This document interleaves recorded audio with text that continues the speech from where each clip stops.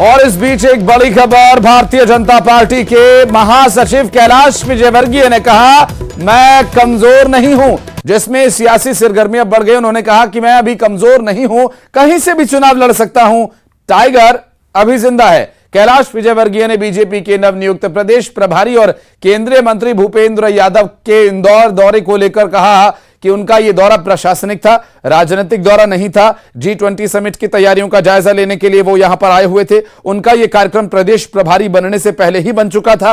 वहीं पूर्व मुख्यमंत्री दिग्विजय सिंह के आरएसएस के खिलाफ किए गए आपत्तिजनक पोस्ट को लेकर विजयवर्गीय ने कहा कि दिग्विजय सिंह बहुत सीनियर नेता हैं, उन्हें यह ध्यान रखना चाहिए कि प्रदेश में ओपिनियन पोल के बाद कांग्रेस के उत्साह को लेकर उन्होंने कमलनाथ पर तंज कसते हुए कहा कि उम्र ज्यादा हो जाती है तो नींद कम आती है, सपने ज्यादा आते हैं। दरअसल ये बात उन्होंने इस बात को लेकर कही जिसमें कमलनाथ ने 150 से ज्यादा सीटें जीतने की बात की थी, दावा किया था। इस पर कैलाश विजयवर्गीय ने निशाना साधते हुए ये बात कही।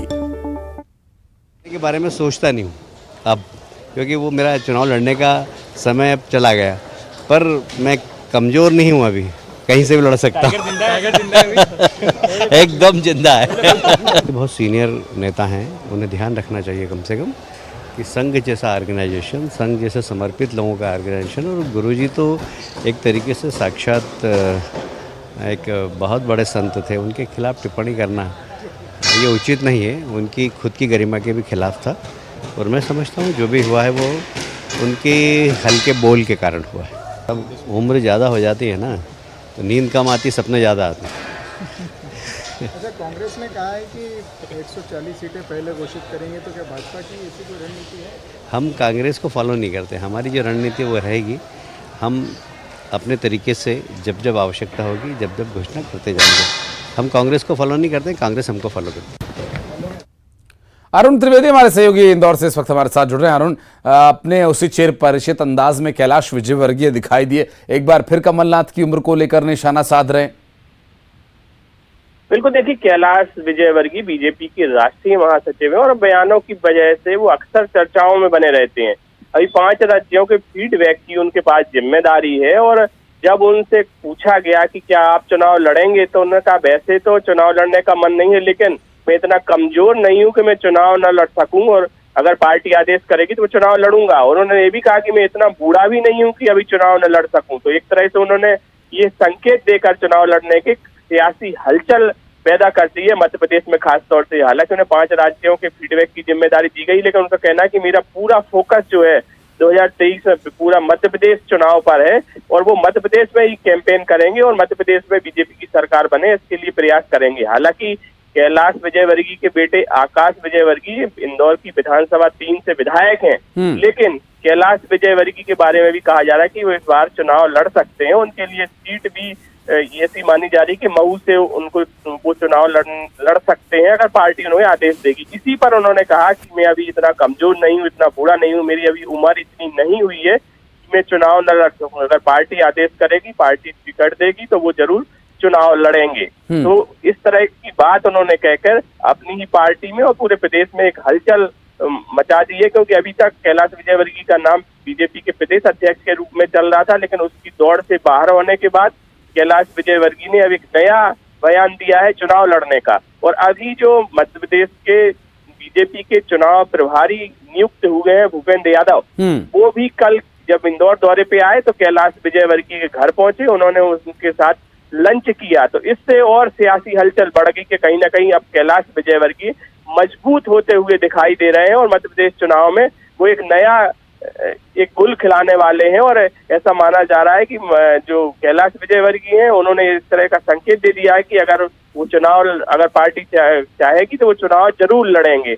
तो ऐसे में अब देखना ये होगा कि पार्टी क्या तय करती है, कौन सी सीट से वो चुनाव लड़ते हैं, वो विधानसभा का चुनाव लड़ते हैं या लोकसभा का चुनाव लड़ते हैं। बिल्कुल स्वाभाविक है अरुण, जिस तरह से चुनाव लड़ेंगे या नहीं लड़ेंगे ये संशय, उसी तरह से लोकसभा का चुनाव होगा या विधानसभा का पार्टी तय करेगी। हालांकि पार्टी में वो राष्ट्रीय महासचिव की भूमिका में है, तो ये स्वाभाविक है कि वो केंद्र की राजनीति में हैं, तो स्वाभाविक है कि मध्य प्रदेश से केंद्र की तरफ उन्हें ले जाया जा सकता है। हालांकि टाइगर अभी जिंदा है और टाइगर किशोर शिकार करेगा, किशोर वार करेगा, आने वाला वक्त बताएगा। बढ़ते हैं आगे। भोपाल से इस वक्त की एक और बड़ी खबर आपको बता दें, भारतीय जनता पार्टी में राजेश तिवारी शामिल हो सकते हैं। दरअसल विश्व हिंदू परिषद के पूर्व केंद्रीय सहमंत्री राजेश तिवारी आज बीजेपी की सदस्यता ग्रहण कर सकते हैं। वीडी शर्मा सहित कई अन्य नेताओं की उपस्थिति में उन्हें पार्टी ज्वाइन कराई जा सकती है। हिंदुत्व का बड़ा चेहरा माने जाते हैं राजेश तिवारी, और समर्थकों ने भी शामिल होने को लेकर सोशल मीडिया पर एक पोस्ट डाला है।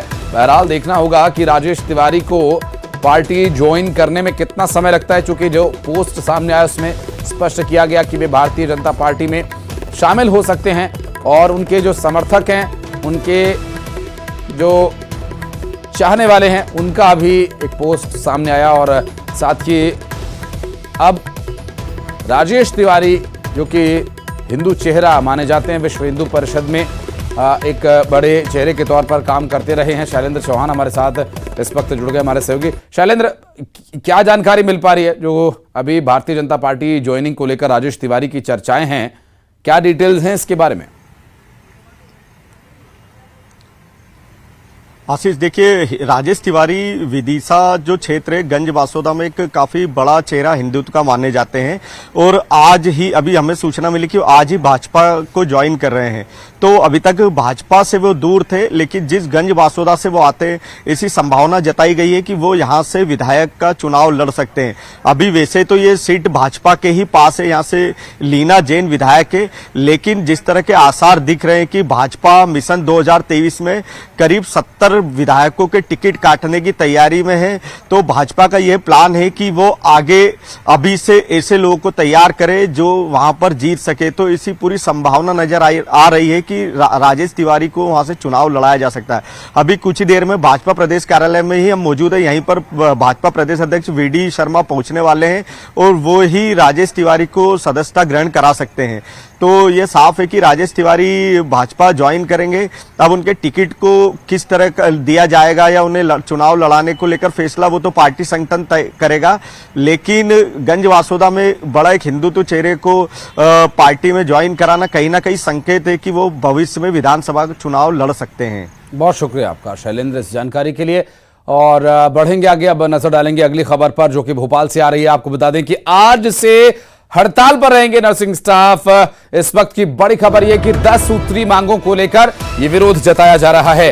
50,000 से ज्यादा नर्सेज काम पर नहीं जाएंगी।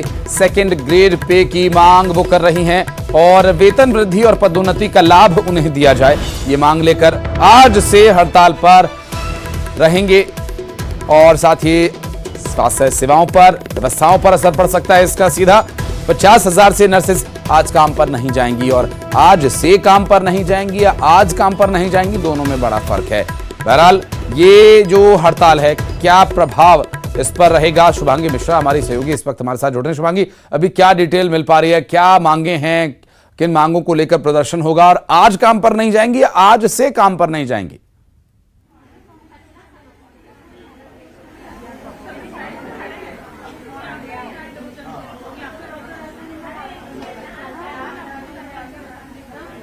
शुभांगी, आवाज मिल पा रही है? बिल्कुल आशीष, मैं आपको बताना चाहूंगी कि आज से प्रदेश की स्वास्थ्य व्यवस्थाएं एक बार फिर चरमरा सकती हैं, क्योंकि नर्सिंग स्टाफ अपनी अनिश्चितकालीन हड़ताल पर शुरू हो चुके हैं। आप देख सकते हैं हड़ताल यहां पर, नर्सिंग स्टाफ यहां पर मौजूद है। आपको बता दें 50,000 से ज्यादा प्रदेश भर की नर्सें आज अपनी मांगों के लिए आवाज उठाने वाली हैं। क्या कुछ मांगे आपकी जानना चाहेंगे?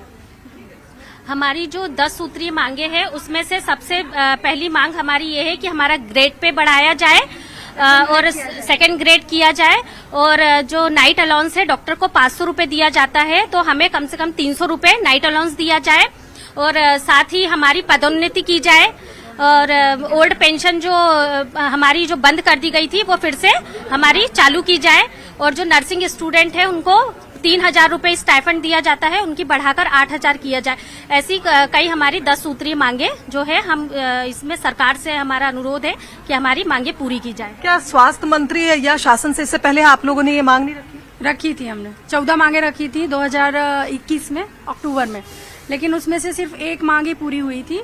और फिर हमारा मंत्री जी ने बोला था कि मतलब अधिकारियों से बात हुई थी उनकी, तो उन्होंने न्यायाधीश के लिए बोला था। तो अभी कुछ बोले चल रहा है, फाइल पिटीशन दायर है और ये है, लेकिन उसका अभी कुछ भी निराकरण नहीं हुआ है। यानी आश्वासन दिया गया आपको लगातार? जी, आश्वासन सब दिए जा रहे हैं, हमारे जो मांगे हैं उन पर पूरी कार्रवाई नहीं की जा रही है, आदेश जारी नहीं किए गए हैं। चलिए, तो कुल मिलाकर ये कहा जाए आशीष, जिस तरह से आपने सुना कि आश्वासन पे आश्वासन दिए गए, लेकिन शासन ने इस ओर इनके लिए मदद का हाथ नहीं बढ़ाया, जिसके चलते आज से ये हड़ताल पर है। और एक और जानकारी मिल रही है कि कल से पैरामेडिकल स्टाफ भी हड़ताल पर रहेगा। यानी आप सोचिए, जो लोग लगातार अपनी सेवाएं देते हैं, मरीजों के लिए एक अहम भूमिका में रहते हैं, वही लोग अगर हड़ताल करेंगे तो स्वास्थ्य सेवाएं तो चरमराएंगी, साथ ही साथ काम भी प्रभावित होगा। हमारे साथ कर्मचारी अध्यक्ष भी हैं, स्वास्थ्य कर्मचारी अध्यक्ष, आपसे जानना चाहेंगे किस तरह से यहाँ पर हड़ताल की जा रही है, क्या कुछ मांगे हैं? मांगों के बारे में तो उन्होंने बताया, लेकिन इससे पहले भी उनका कहना है उन्होंने मांग उठाई लेकिन आश्वासन मिला। बिल्कुल सही है, हमारी नर्सेस बहनों के और जो वाकई एक अस्पताल की रीढ़ की हड्डी माने जाते हैं, स्वास्थ्य विभाग के अंदर जो हमारी बहनें काम करती हैं, हमारे सभी स्टाफ काम करते हैं, लेकिन उनका महत्वपूर्ण काम है और वाकई वो ईमानदारी से काम करते हैं। मुझे लगता है कि माननीय मुख्यमंत्री जी को इस बात को संज्ञान में लेना चाहिए कि स्वास्थ्य विभाग जैसे महकमे को नजरअंदाज ना किया जाए, क्योंकि वो मानव सेवा से जुड़े हुए हैं और हम लोग भी नहीं चाहते हैं कि हमें हड़ताल पर जाना पड़े। हमारी मांगे मान ली जाए तो हमें हड़ताल की आवश्यकता नहीं है। हमारे बहुत अच्छे मुख्यमंत्री जी हैं, संवेदनशील हैं, वो सबका ख्याल भी रखते हैं। लेकिन अब नर्सेज का 2800 ग्रेड पे, जबकि उनकी कैपेसिटी अगर देखी जाए तो डॉक्टर के बाद नर्सेज आती है हमारे, और सबसे ज्यादा मानव सेवा में उनका योगदान रहता है, हमारे सभी कर्मचारियों का योगदान रहता है। बिल्कुल शिवांगी, आप बातचीत जारी रखिएगा, आपके पास फिर लौटेंगे। बहुत शुक्रिया फिलहाल के लिए। और इस बीच एक बड़ी खबर जशपुर से आ रही है, जहां पर बाइक सवार स्टंटबाजों से लोग परेशान हैं। भीड़भाड़ वाले इलाकों में स्टंटबाजी करते हैं, वीडियो इनका वायरल हो रहा है। दरअसल स्टंटबाजों पर कार्रवाई की मांग, बगीचा थाना क्षेत्र का ये पूरा मामला। तस्वीरें सड़क पर स्टंटबाजी करते हुए आप देख सकते हैं। एक बाइक पर 1 2 3 4 लोग सवार हैं, तो 4 पहिया वाहन में इतने लोग सवार हो जाएं तो उसकी भी हालत पतली हो जाती है। और यहाँ बाइक पर 4 लोग सवार होकर सड़क पर अपनी जान से तो खेल ही रहे हैं, लोगों की जान को भी आफत में डाल रहे हैं। एक छोटा सा ब्रेक ले रहे हैं, जल्द लौटते हैं।